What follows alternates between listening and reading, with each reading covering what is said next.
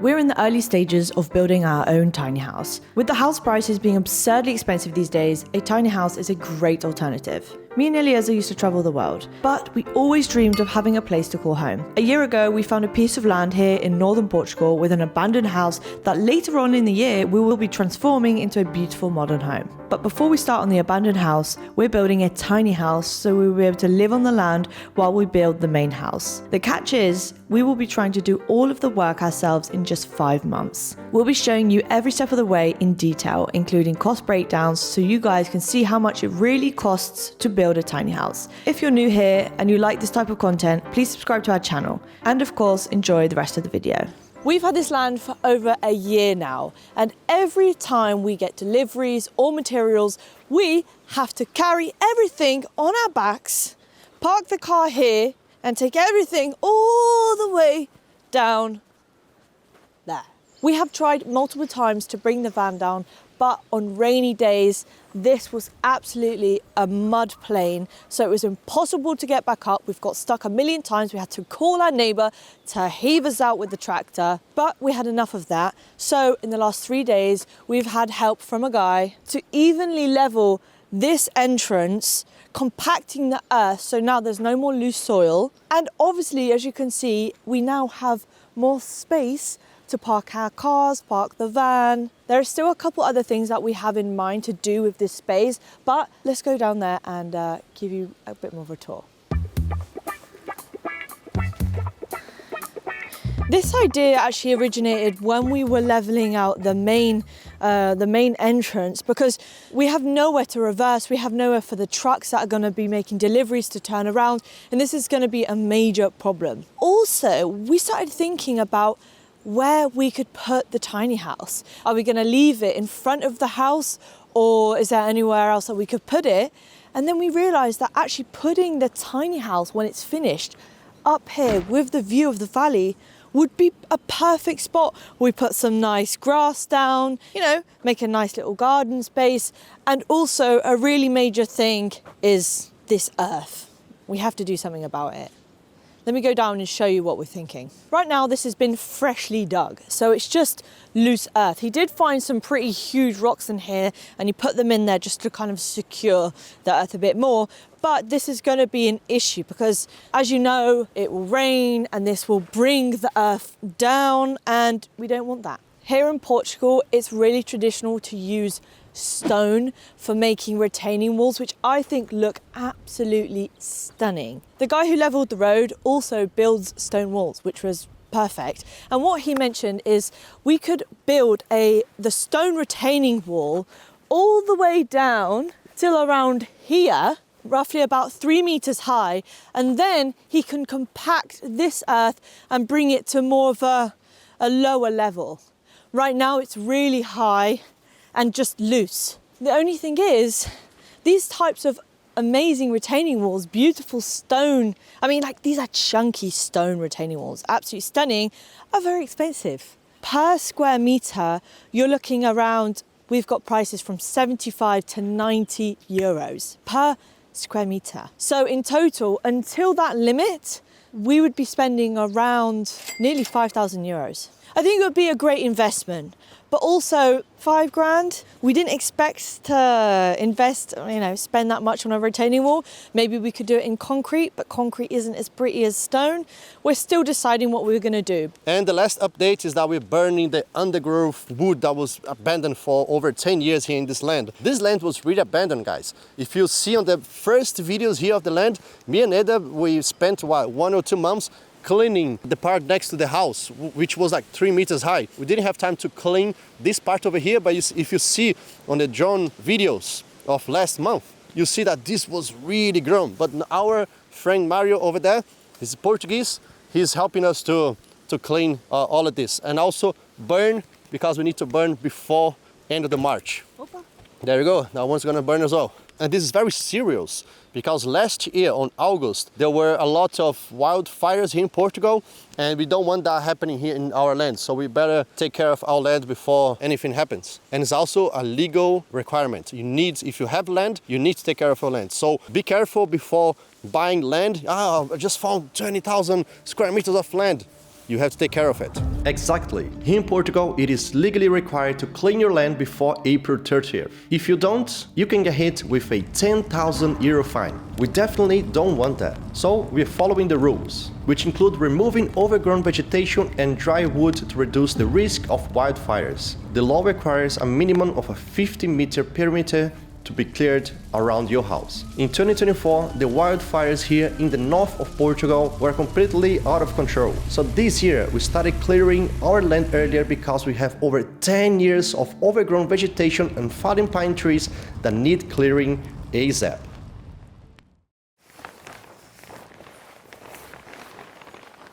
But coming back to our main project, which is obviously our amazing tiny house, our beautiful trailer, we now have some jobs to do. In the last episode, you saw that I was filling up these gaps with the spray foam, and now it's dry. I'm just going to cut it off with a knife, clean that up, and then we can install our OSB flooring. So then we'll officially have our floor done, ready to put the walls up. It's so exciting. Okay, I'm going to crack on.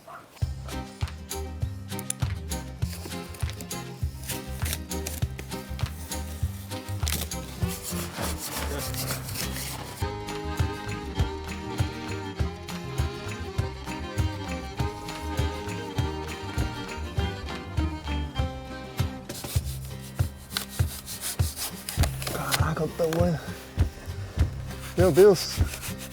Now it's time for some OSB boards. We got some really good ones. The price was really good as well. Not really good, I'm saying the price was really expensive. We'll tell the price in the end of the video, as we always do. This one is 1.9 millimeters, which is really good. We chose this one because it's tongue and groove. It's really hard to find tongue and groove OSB boards here in Portugal. And really simple, we got 16 of them. We're gonna place them on top of everything. The way we measure this thing, the way we plan for this part, it's so we have the minimal waste possible, because this is really expensive. And as I am speaking to you, our friend Mario just lit the fire over there. There you can see him. Because it's very humid. That's what makes a lot of smoke as well. And you see that we can't predict the future. Because of the fire, some sparks are dropping here on our tarp and making some little holes. We're really worried about that, but we have nothing to do. What can we do about that? That's really bad, I know, but let's hope for the best. Okay, let's go. Every stage, I feel like you get bored of that stage. Not like bored, but like you kind of rearing to go on to the next stage. Like I've been bored of seeing the insulation. I'm like, I want to see the floor, you know, and then it's so exciting. And then you're like, right, I don't want to just see the floor anymore. I want to see the walls. Everything is about patience. Building projects like this, DIY projects, everything's about patience, isn't it? Yes, patience little by little, especially because of our first project. Right, yeah. Okay. To fit the OSB, we positioned the panels and then took the measurements. One important thing to remember is to measure twice and cut once. And that's really important because we bought the exact number of OSB panels for this project. Hey, I am officially on our floor. Look at this. I can dance. I could do some yoga, do some stretching. This is amazing. This is so satisfying. Yes. So satisfying to like be on, finally see the floor go down. I think it's the floor going down. So now we're just gonna complete everything. It was way faster. I know it was gonna be fast anyway, but we've also got to get this done before the wood delivery gets here, because we've got the wood delivery, which will be the walls coming up. First one is done. Let's move on.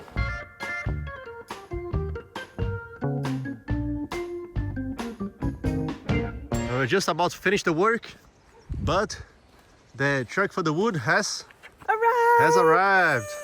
He's gonna use our motorway for the first time. Motorway? I don't think it's a motorway, but... Our entrance. Yeah, he just tried to come and reverse up there, but it's a 4-meter van. If it was a car, it would have been fine, but... Yeah. He can't... Yeah, but he's gonna reverse all the way to there, and we don't have to carry the wood all the way from there. Can't believe it. Like Honestly, before, old times.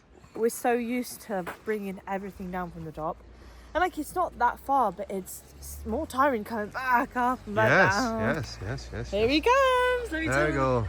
And now we're learning that buying the materials a week or two before starting the next phase makes things so much easier and helps us stay way more prepared. But when the delivery arrived, the measurements were all wrong. We ordered 100 4x2s, but he only arrived with 32 pieces, and they were cut incorrectly. They were over by 1.5 centimeters. It might not seem like a big difference, but in a tiny house and based on our calculations, it would take up a lot of extra space on each side. In the end, he agreed to come back the same day with the wood cut to the right dimensions. So we just had to wait. Got some sad news. Right, the guy you saw, the guy came with the wood, but I ordered 100 pieces of 2x4, and the guy only had 34 pieces.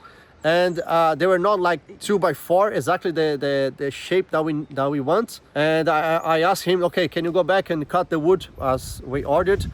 So, and then you come back here. So he said, okay, I'm gonna come back in 1 hour and bring you the pieces. But he only has 34. I ordered 100. And he only has 34 because he only had this much pieces of wood on stock. And we want this as soon as possible because the council is gonna make a road here. To access our land, we have what, 300 meters of dirt road, and they're gonna put some really nice stone road, you know, these old Portuguese roads. That's gonna be really good for increase the value of our land. But they say they're gonna start tomorrow with this work, and it's gonna last over like 1 week and a half, and they're gonna close the road for that. So no trucks or vans or any type of vehicle coming up the road for 1 week and a half starting tomorrow. That's why we wanted the wood delivered today. Well, I guess we're gonna have to carry the wood all the way from 300-400 meters up to our land again. Let's see what's gonna happen. But we can't wait 1 week and a half. We wanna do this tiny house in 5 months. Last mission of the day. This guy was really nice actually, because the measurements were wrong, so he went back to his shop, got the wood, the right measurements, and now it's like 8 o'clock. He's here again with the truck. Let's store these 34 pieces of wood, and then let's figure out how we're gonna get the rest of the wood. We got 34 pieces. Yep. We can start, no? Yeah, we've got some of it. We can get one stud wall out. Yeah. Well, 34 pieces done. Of course, we wanted 100 pieces, but yeah, I think we'll have to wait for another week for this guy to have this more wood in stock, and we're gonna have to do something that we didn't want to do. We're gonna have to carry all of this wood, it's like 60-70 more pieces, 300 meters from the entrance of our street here to the access to the land, up in the land. Well, but that's it, man. That's life. That's life. But we've got pros and cons in this. You know, we're gonna get the wood, okay? The good thing is that we're gonna get a road.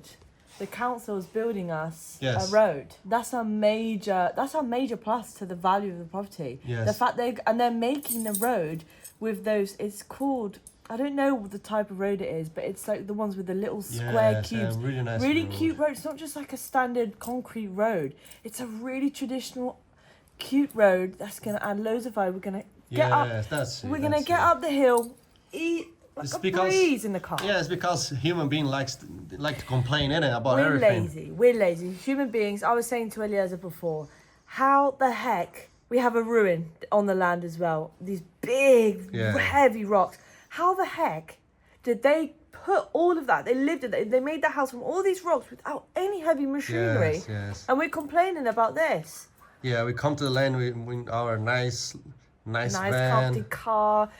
Call the guy whenever we need a digger. Oh, it's too hot. Let's put the air conditioner on. Come on. Yes. See you tomorrow. I hate when you do that.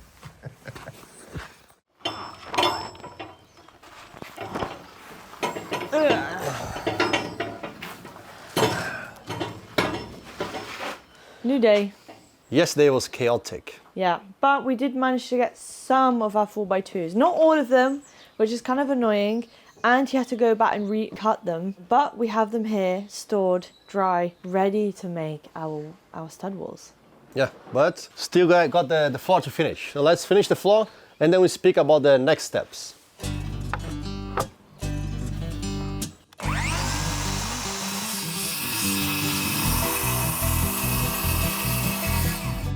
This morning we were repeating the process of fitting the OSB panels to complete the floor. But sometimes things can get a little stressful.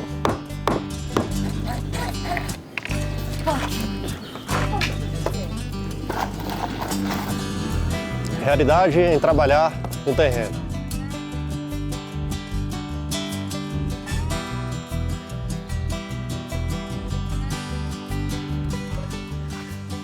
I invite you for the most satisfying last piece.